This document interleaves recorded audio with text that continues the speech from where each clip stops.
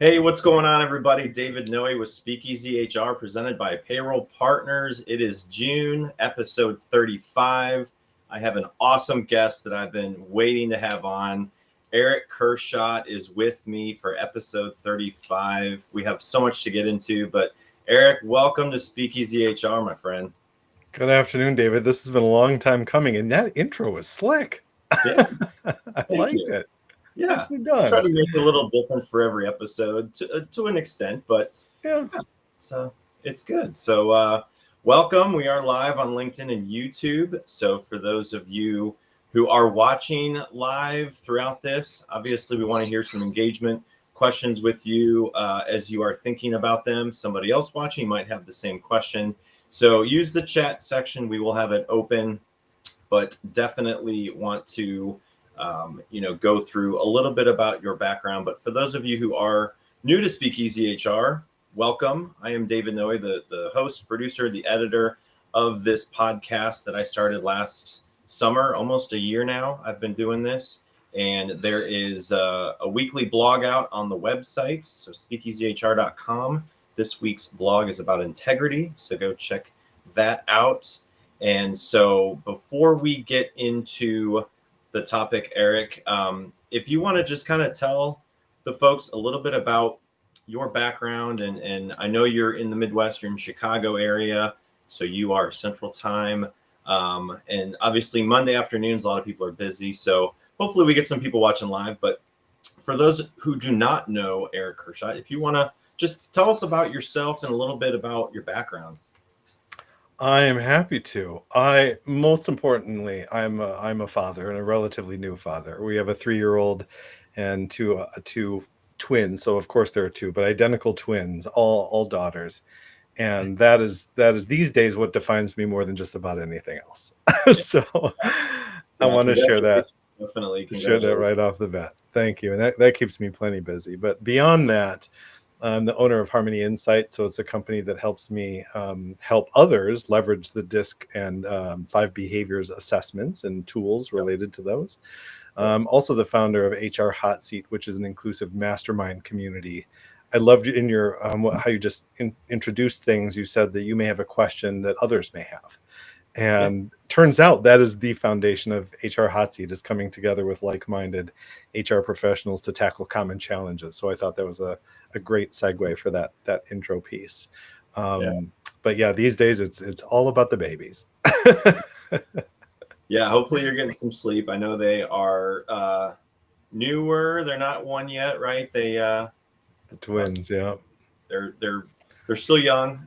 So hopefully you are getting some much They're needed sleep. champion sleepers. It's the daytime that I could use help with. So if anybody out there has tips and tricks for me, I'd love to hear them.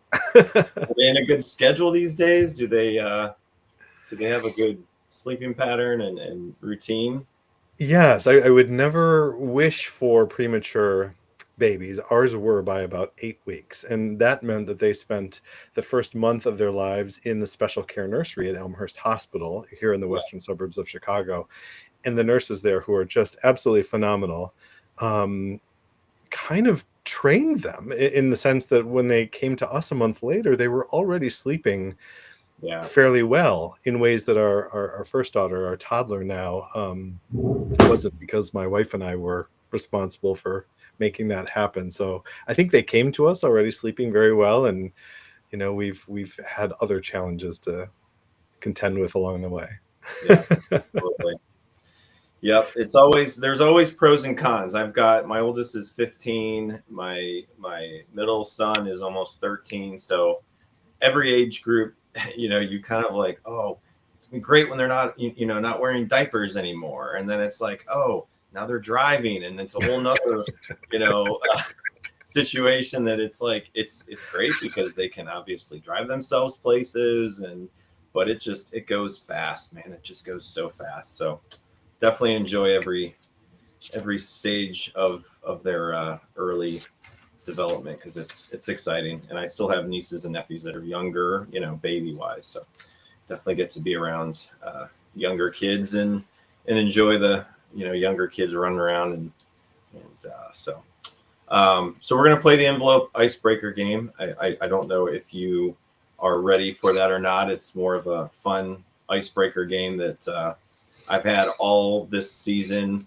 The same questions. I'm thinking of changing them up for season 2 in July, but 15 questions, Eric. It is not anything that you have to really think about, but as I play the intro, just think of a number 1 through 15, and then I'll let you pick the question, and we'll go from there. Hold on one second.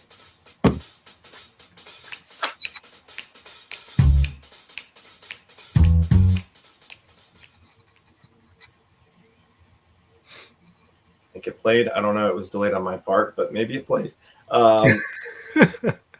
So 1 through 15, you get to pick the number. Well, I just mentioned having 3 daughters, so let's go with number 3. Number 3 it is. All right. We got number 3 for Eric, and it is,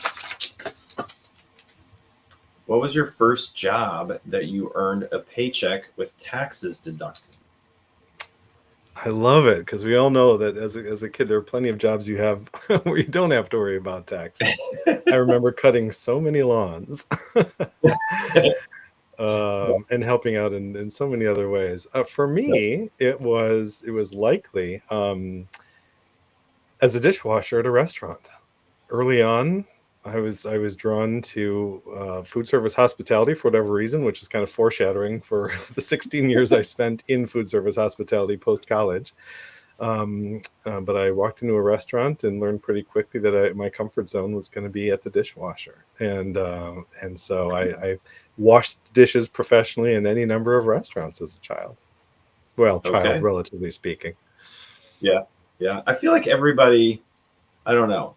I've worked at a few restaurants, and I feel like everybody needs to experience it once, to just work in a restaurant and work with the public and work with people that come in to, get food. And it just, I don't know. I think that is such an important industry to at least get a job in at some point. My 15-year-old started his own company. He is cleaning garbage cans with a pressure washer, and him and his buddy are just going around neighborhoods, and they just started a couple weeks ago. So they're getting into it. It's pretty fun to see.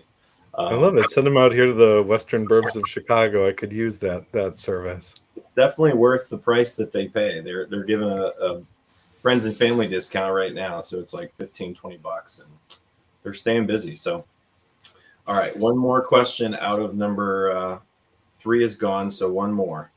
All right. 7 was always a number that I was focused on growing up in sports and otherwise. So let's go with 7. 7 it is. All right. This might be one of my favorites. All right. When you were in grade school, Eric, what did you want to be when you grew up?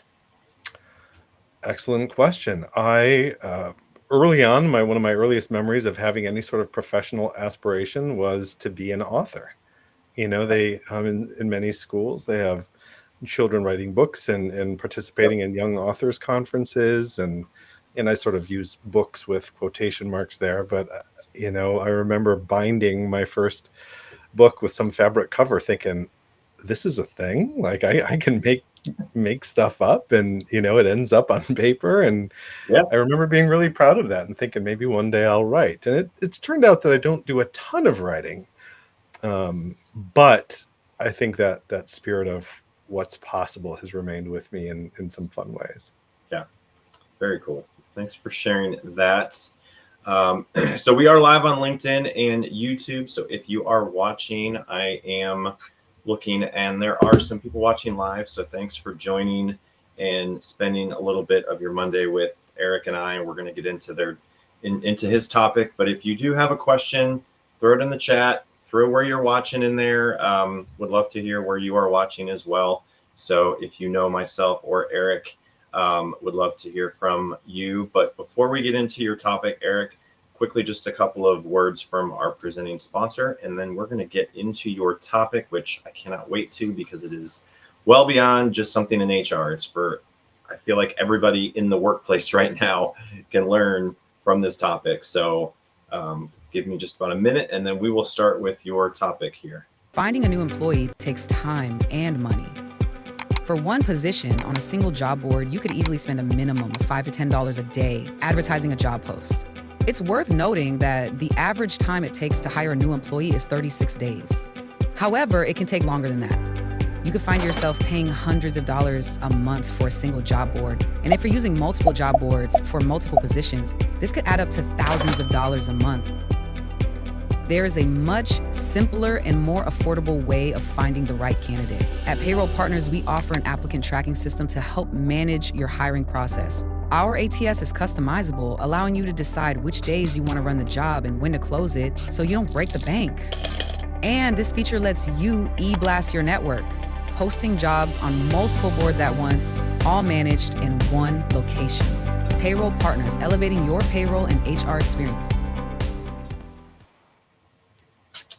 So if you are in the world of payroll technology for your job and you have to figure out what technology to use, we are here for you and have amazing service, can work and deal with businesses really anywhere in the country. So if you are in Chicago, Ohio, Kentucky, California, look us up, payrollpartners.net, and would love to work with you and get you some quotes and see how we can help you streamline all of the fun in the world of payroll and HR technology these days. So, all right. So Erich, when I came to you, we got connected a while back, and obviously, you know, some of the day-to-day family life and stuff kind of pushed our episode to today in June. And so we've been talking about your episode and what you're bringing to the podcast. And so you had brought up value of diverse communication styles on a team. And so I thought that was really an intriguing topic. And I know it fits with some of the work that you do in you know, with Harmony Insights. And so I really want to hear more kind of what led you to start with that topic and bring that to the show today. I think, well, I know, you know, when I think about the through line, what are the things that really drive the work that I do and how I feel I can serve others, individuals and teams alike? So much of that comes down to effective communication. It's something that I've struggled with, you know, over time, personally and professionally. You can ask my wife; she will agree to that I've struggled with effective communication. You could probably ask previous bosses and team members, and I just think that it's so central to so much of who we are and what we accomplish in life, both personally and professionally. So it's one thing to be able to help others communicate, maybe sharing some of the pitfalls and challenges that I've faced, but communicate in a way that maybe for the first time in your life you were embracing diverse communication styles instead of keeping them at an arm's length, which I think we tend to do naturally. So it's an attempt to help people communicate, but then also recognize that if left to our own devices, we may keep diverse communication styles in particular at an arm's length rather than embrace those, leverage them, celebrate them, and then, you know, experience greater success both individually and as an organization. Yeah. So why do you think that diverse communication styles really matter in the workplace? You know, and what's at risk when they're really ignored? So without going into the studies and the literature, I think naturally we gravitate toward people who are like us. Sometimes they look like us, sometimes they talk like us, sometimes they value what we value. And I don't think anyone's to blame for that. I think that's just kind of naturally how things are. I'm sure there's something evolutionary in there. What that means then is that you end up with a team, a leadership team or a community that's kind of homogeneous or homogenous. I always forget how that's supposed to be pronounced, but one of those two things. And then, you know, without going on too much of a tangent, those of us in HR with an HR background are kind of guilty of this as well. We say, you know, David, you've been so great at this organization. We want to dangle this referral bonus in front of you to bring in friends and family members that we assume are going to be just as great as you are. But if you're bringing in folks that look and talk and value, you know, the things that you do, then suddenly we end up in this culture that is maybe less diverse than it otherwise could be. And so part of, I think, what I'm wanting to do with the work that I do in conversations like this is to challenge that natural disposition to say, what if instead we recognize that this is our natural tendency, not necessarily fight against it. There's still value in it, but be even more intentional then about embracing people of diverse backgrounds, however you define it. And we can, define diversity in so many different ways. And especially now, I think with it being in the headlines, the way that DEI happens to be, I think it's on all of us to be intentional about making space for diverse perspectives, backgrounds, experiences, etc. Absolutely. So I'm with Erich Kurschat, founder of Harmony Insights and HRHotSeat. The live chat is open. If you are watching live on YouTube or LinkedIn, feel free to throw in a question, because someone else might have the same question on their mind and they may just not put it in the chat. So Erich, can you share an example of how different communication styles really strengthened or strained a team dynamic you've experienced?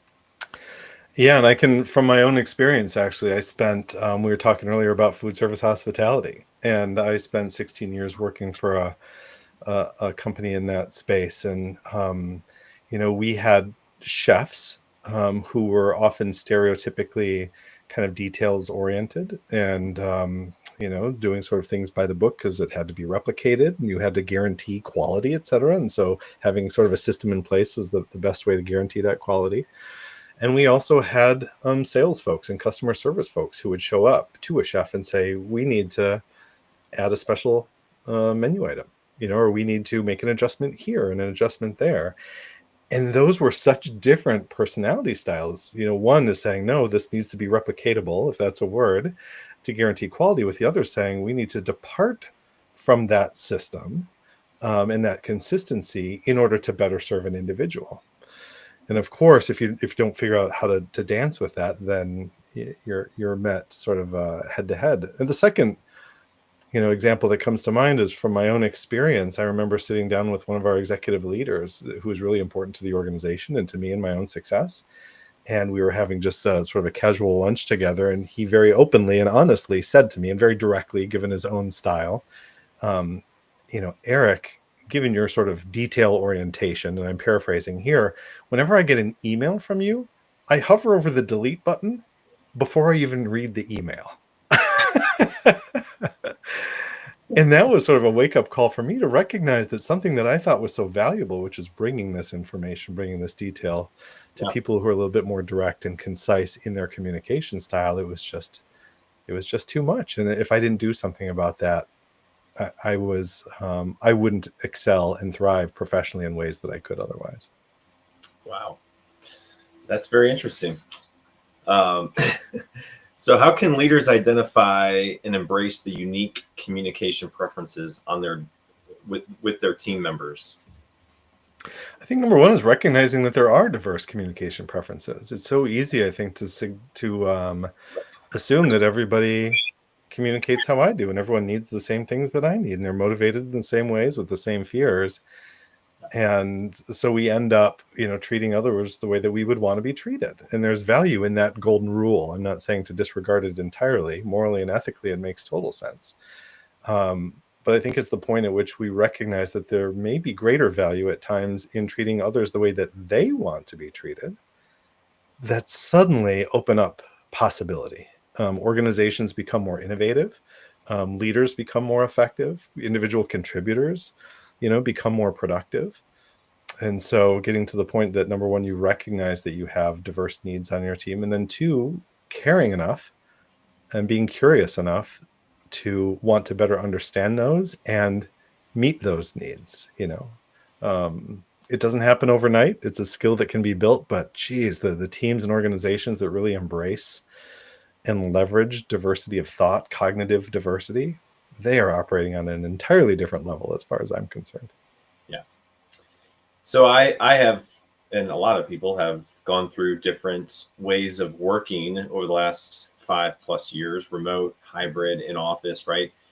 It's all been different and it's continuing to change. And I feel like more companies are bringing people back into the office or having them come in for part of the week and not be fully remote. So, in remote and hybrid teams, how do communication differences become more visible or more misunderstood, you think? I love this question. I do one of the conference sessions. I speak publicly in various ways, and I have a couple of conference sessions that I especially enjoy. And one of them is called You're on Mute, Why You're Not Being Heard and What to Do About It. And in that conversation, I kind of harken back to the pandemic where suddenly we were all masked, or many of us were masked. And, I think the stats are that up to 93% of the meaning of what you have to say comes through in your nonverbal communication. And as little as 7% can be in your verbal communication. We spend all of our time picking our words wisely without realizing that such a percentage goes into how we use those words, and our gestures, and even how we dress is considered nonverbal communication. Suddenly, many of us are masked, or we are showing up on Zoom off camera, and you're losing so much information that helps you really understand what's behind people are saying. I mean, you could be nodding your head. I'm not saying this is the case now, but you could be nodding your head in agreement.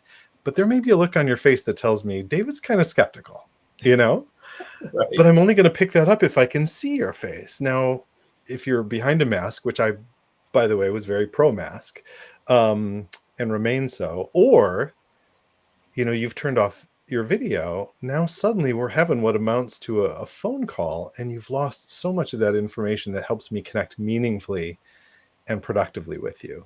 So if we consider no longer being face-to-face next to a water cooler, the proverbial water cooler, and instead we're jumping on Teams, or we're jumping into Slack or one of these other platforms, we have to be that much more, I think, intentional, and I would argue that much more curious and willing to build this skill of people reading, though I'll call it people reading, that allows us to recognize what people need from us and be able to respond accordingly to those needs.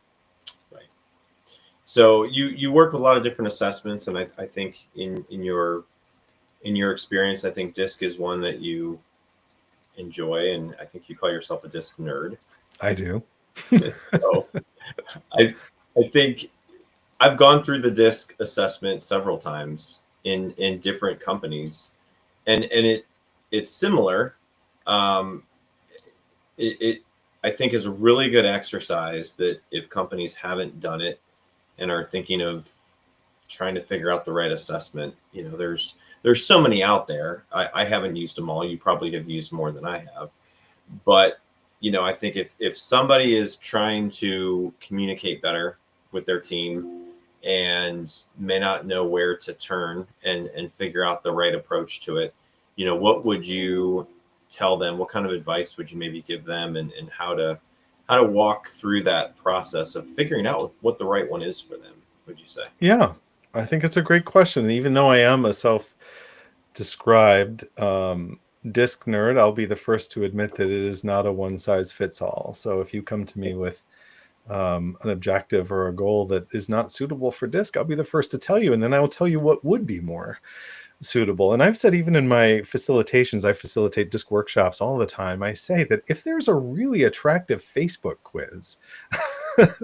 that you want to use, maybe people want to find out what Friends character they are, or Game of Thrones, as long as you don't expect it to be scientifically valid and reliable, Yeah. and it's because odds are it's not going to be, that's okay. If it encourages and inspires meaningful dialogue between members of a team, I say use it. But if you're looking for something to be both valid and reliable, you might want to move in a slightly different direction. So when I'm talking to new clients, I ask a few questions, but number one is, are you looking for something? Well, what are you looking to achieve? What is your goal? What is your objective? And if they start talking along the lines of, well, we want to make sure that we have the right people in the right seats, that we're able to predict performance in a role, I say, unfortunately, that's not DISC. There are other assessments out there like PXT Select, which is also from Wiley, who I'm an authorized publisher for, or authorized partner. There is Predictive Index. Those can predict performance in a role. If you're talking about DISC, you're talking about an assessment that won't predict performance, but instead will help you better understand your natural preferences and tendencies in the workplace. So if your goal as a talent development professional, as a department head, as a CEO is to help your team better understand themselves, and I would argue, um, at times even more valuably, strengthen relationships with other stakeholders, both internal and external. DISC is something that does that so well, which is why it is such a popular workplace assessment. Yeah. Yeah. So let's shift gears to emotional intelligence, because I hear a lot about that. And it seems like I don't go a week without somebody bringing up emotional intelligence. So what role does that play in navigating and adapting to various communication styles? And it is something that you hear often. And there is in the sort of the everything DISC suite of assessments, there's one called Agile EQ. So emotional intelligence is very much baked into the DISC model as well. And one of the definitions, at least that I work with for emotional intelligence, has to do with recognizing and responding effectively to the social and emotional needs of a situation. And that really is two parts. And so I've known people that have said, I am emotionally intelligent. I can recognize that this is a need of yours. And I say, okay, that's part one of the puzzle. Yeah. Part two then, and I would argue maybe the harder part at times, is then responding effectively. So you may be very tuned into other people's feelings and emotions and really pick up on nuances and subtleties. But if you then lack the ability then to respond appropriately to those needs, well, I'm not sure that is, sort of the full broad definition of emotional intelligence. And so I think whenever two people are together in the same space, you're bound to have conflict, and being able to approach that conflict with some level of emotional intelligence will allow you to be more connected, more productive, certainly more marketable as an individual to potential employers than you might otherwise be. The hard part is proving that emotional intelligence, is quantifying it and putting it on a resume. That's hard to do. Yeah, exactly. For those on LinkedIn or YouTube, we are live. If you have any questions, throw them in the chat. I have several more to go through with Erich, but would love to hear from somebody in the audience. If you have a question that's on your mind, put it in the chat and we will take a look at it. So Erich, what's one communication style that's often undervalued in teams, and why is it critical to recognize it? You are just sort of solid with these questions that you've prepared. The one way to answer this is to say the most undervalued communication style is the one that is least represented on a team. So regardless of the team, it's the style that is not there. And I can't help but think in terms of DISC styles. You have a D style, which is more direct. I is kind of influential and social and persuasive. The S steadiness style is kind of systematic and people focused, but a little bit more laid back, wanting to be of value to others. And then you have the C or conscientiousness style, which is all about getting things right and being analytical and crossing T's and dotting I's. And you probably, as I have been on teams where some of those styles are very well represented and others where they're not. So answer number one is whichever style is least represented is most likely going to be the most valuable to a team. The second one is to say that generally, I would argue, and I don't know if you would agree with this. I'd love to know if you do or don't, that the sort of the dominant and influencing styles are often more valued in our culture. And when I say ours, I would say sort of the U.S. North American culture, that CEOs that are celebrated and show up in headlines, etc., those that are making bold moves and taking quick action and dreaming about what's possible and kind of making all of that happen pretty quickly. Yeah.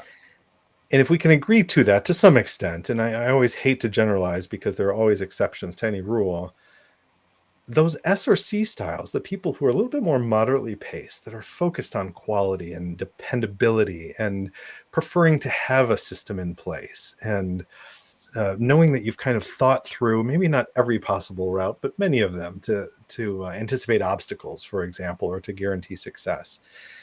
I think in a lot of the work that I've done that those styles can be naturally undervalued. And I would argue that giving those folks a voice, inviting them into the conversation, not being so quick to overlook their contributions, would really be of value to organizations and teams and leaders who are moving at a quicker pace, and are hesitant to slow down a bit to consider some things that they might not otherwise.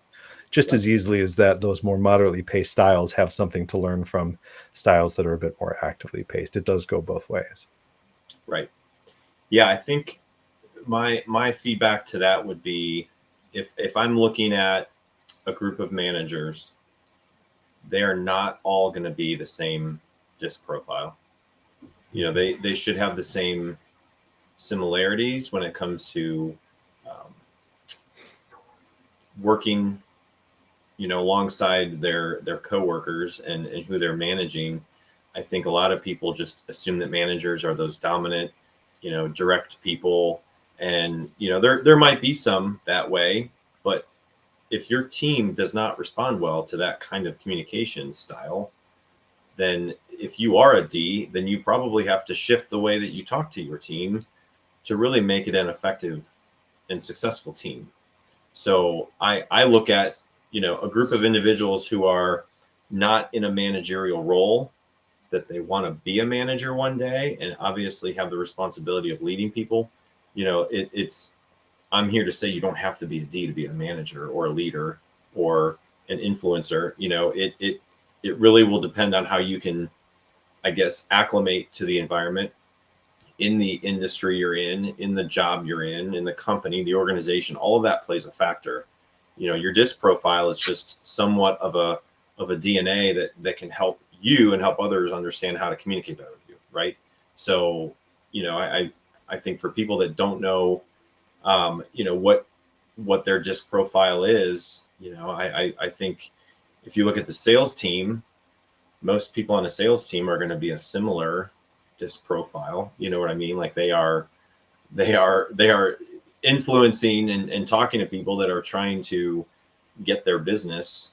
So it really is fascinating. And I think some of the best leaders and some of the best managers out there are more the ones that can relate better to their team and feel like they are going to get the most out of their team, even on their bad days, you know. And to be clear, it doesn't mean that they have to share. And I know you're not saying this or implying this, but it doesn't even mean that they have to share a communication style, you know, that they have to be similar in the sense that they value the same things. Right. The most effective leaders that I've worked with are those that recognize opportunities to adapt whatever comes naturally to them.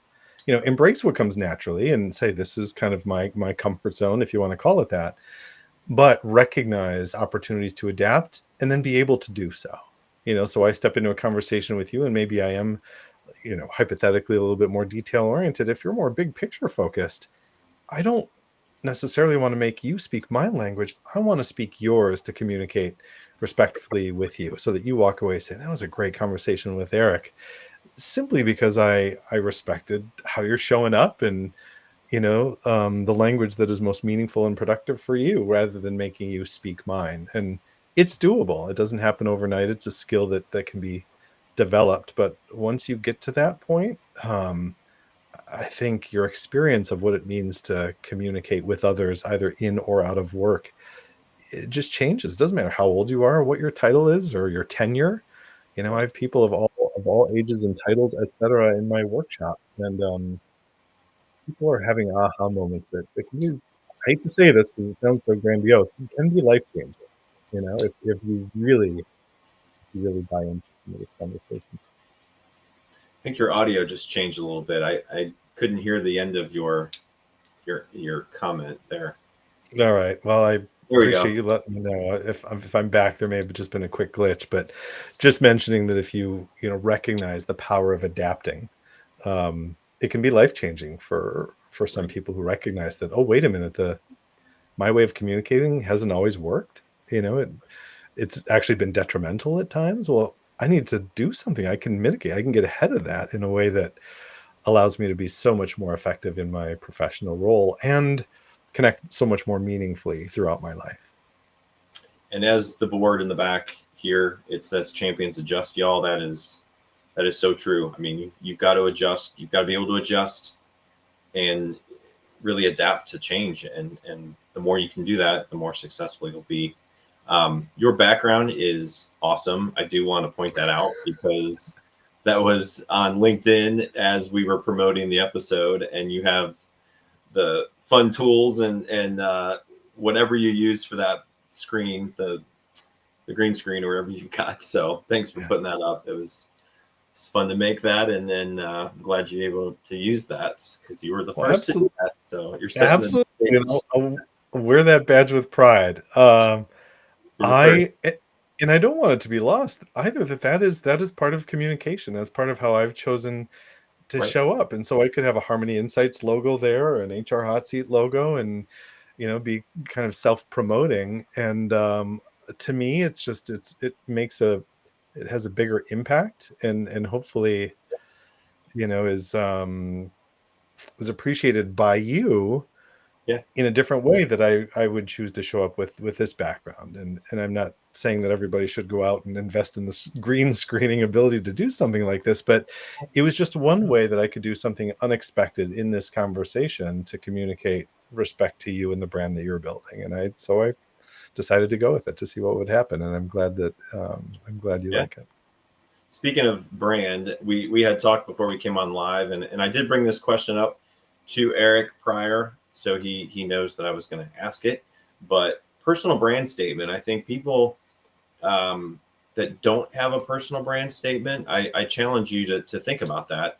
And I made one about a month ago, and I put it up on the screen. So it's to create positive and meaningful experiences that inspire, uplift, and make a lasting impact on individuals. So in my line of work and what I do day to day, owning a business with my wife, running an HR department, doing this podcast, really any kind of individual on a daily basis that I'm interacting with, this is what I'm trying to achieve. So if you don't have one, I would strongly suggest trying to create one. And it can change, just like your DISC profile to some extent. But Erich, do you have one or something that you wanted to bring up as we talked about more of a brand for yourself?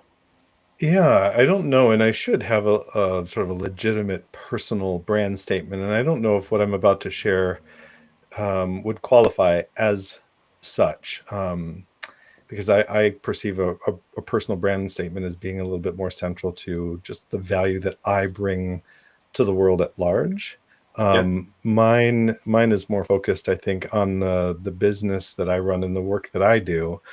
And it really is to help companies and consultants build both high-performing teams and revenue streams around the DISC and 5 behaviors of a team, 5 behaviors of a cohesive team, assessments and models.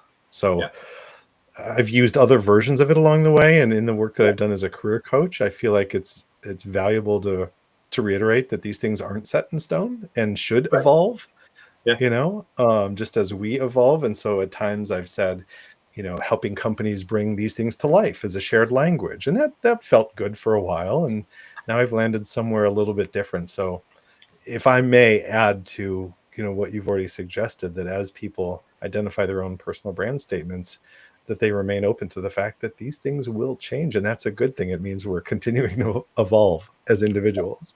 Yeah, absolutely. And so if you are watching live on LinkedIn or YouTube, harmonyinsights.com is where you can go and check out more of Erich's work. I've got a QR code to make it even easier on the screen. So Erich, if a team is struggling with miscommunication, what's one step that they can take today to begin improving that?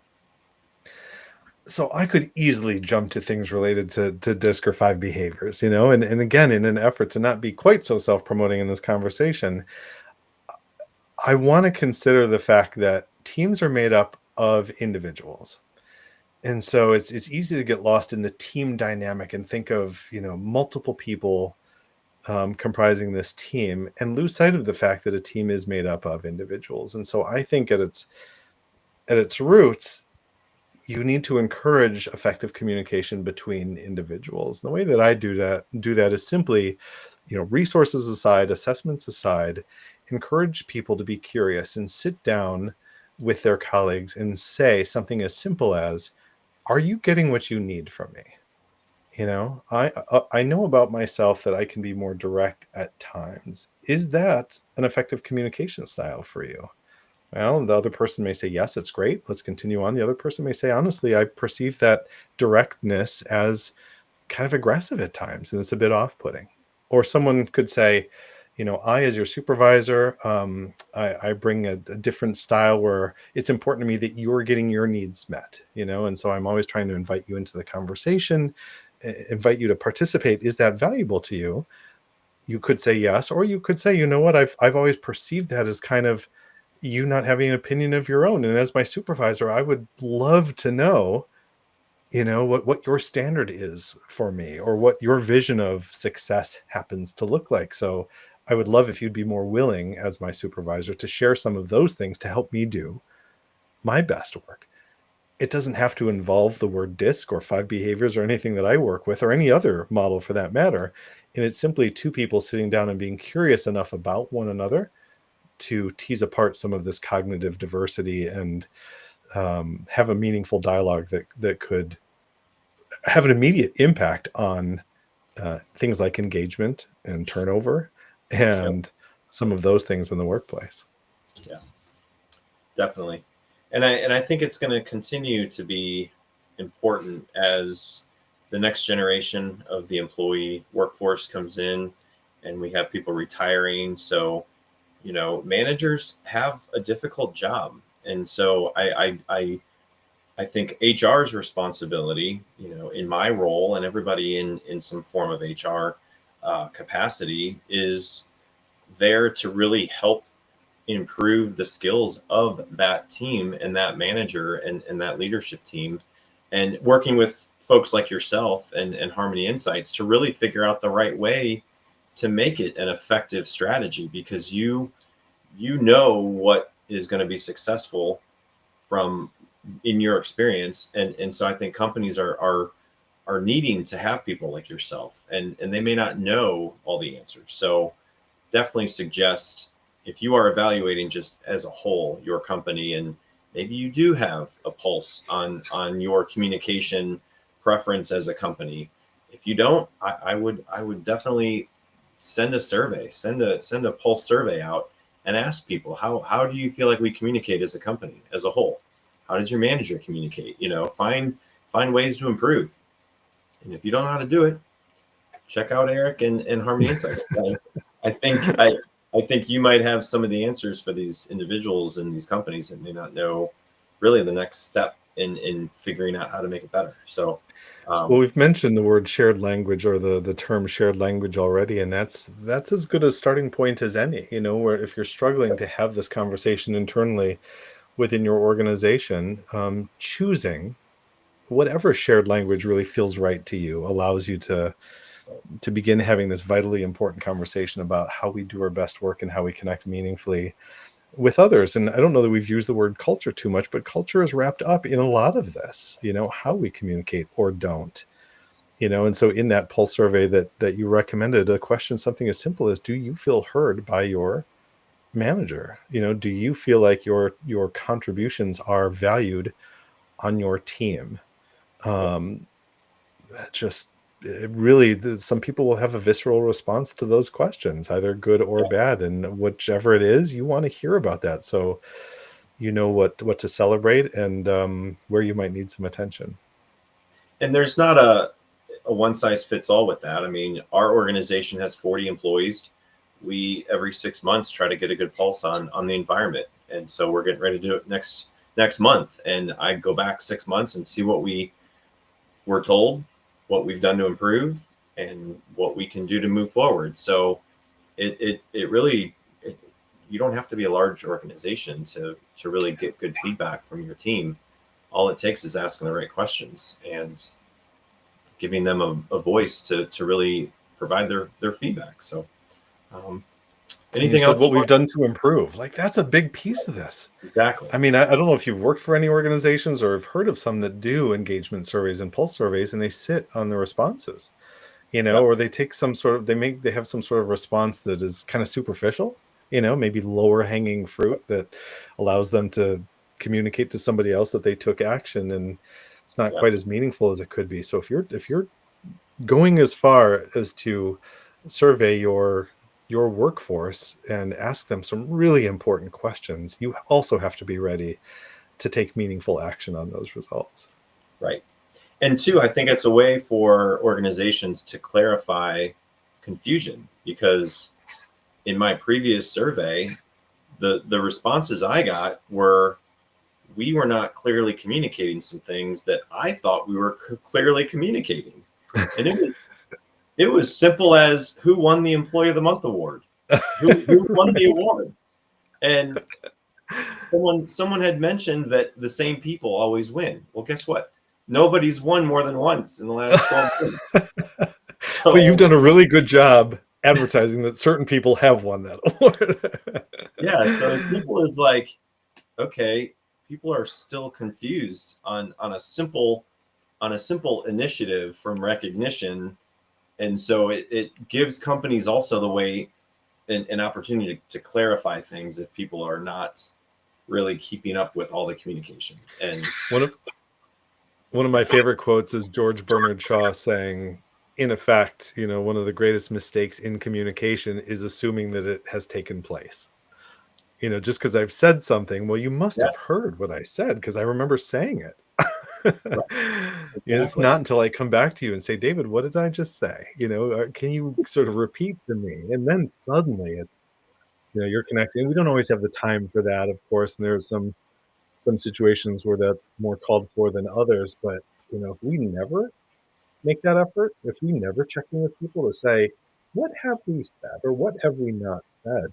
When you're making those assumptions, communication is often right out the window. You could have a team of 10 people moving in 10 different directions because nobody knows really what your common mission is, your common goal as an organization. And so that work is so important. And I know Stephen Covey has a ton to say, for example, on mission statements, et cetera. So it's worth checking out his content and certainly other people. But yeah, I'm glad you're doing those. And I don't doubt that you're taking action on what's coming in. David, now if you would just stop recognizing the same people as Employee of the Month, you'd be set.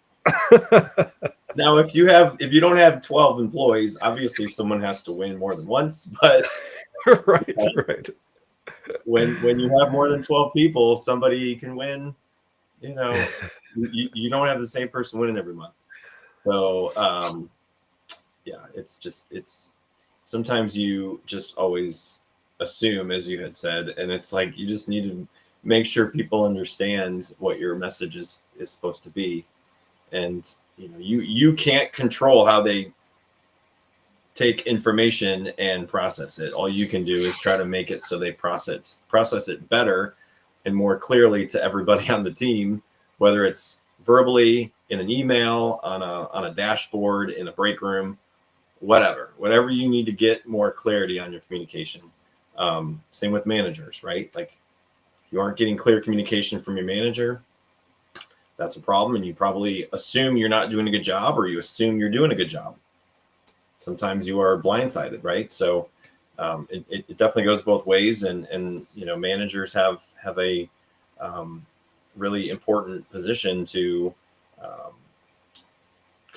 really communicate with their team effectively and find the right way to communicate with them on a consistent basis, keep them engaged, because if you feel like you're going to get the best of somebody every day in and day out, it's not going to be the case. And people are going to have rough days. They're going to be confused, or they're going to be not fully present. They're going to have personal things going on that don't help the situation at work. And the more that the managers can do to really improve that is going to be helpful. So Eric, any company's greatest asset is its people, and every day those people walk out the door with no promise that they're going to come back in the next day. And so if we're not engaging them and keeping them and retaining them in one way or another, that doesn't bode well for our businesses, that's for sure. Absolutely. You can be a great company. You can be an awesome company, and people might love the company. But, one question I always tell people in interviews, if you are interviewing, ask about the manager and what their communication style is. I never hear people ask me that, and yeah, you're going to work for a company, but who's going to be managing you, and what's their communication style? What's their manager style like? The more you can ask that up front, the more you are going to be well equipped to be successful in that role, if you know what kind of person you're going to be managed by. Because again, there are people that are managers that probably shouldn't be managers, and they just aren't very good communicators. So I highly suggest people who are interviewing currently for jobs ask those questions about the management style and the communication style. Ask those questions.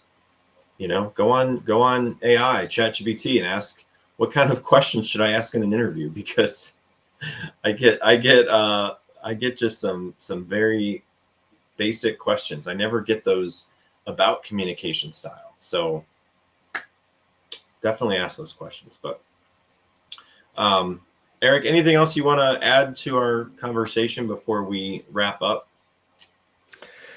I guess only that we've talked about diverse communication styles, certainly in the workplace. And also I just want to make sure it's clear we're also talking about our communities, our personal and professional communities. And you mentioned I'm the founder of HRHotSeat, which is entirely free, by the way. Nobody pays to be a part of it. But that's one of the things that really drives and benefits our conversations, is this cognitive diversity, where people are showing up with all kinds of experiences. We're united under a common goal or objective, which is to move forward, move the HR discipline forward and move ourselves, grow our networks, and grow our own careers within the HR discipline, broadly defined. But we very much benefit from the cognitive diversity in communication style, problem solving style, et cetera, that people bring to our discussions. And so just as you're, sort of being intentional about embracing diversity in the workplace, take a look around you wherever you happen to be. And if it's true, as it has been said, that we're the average of the 5 people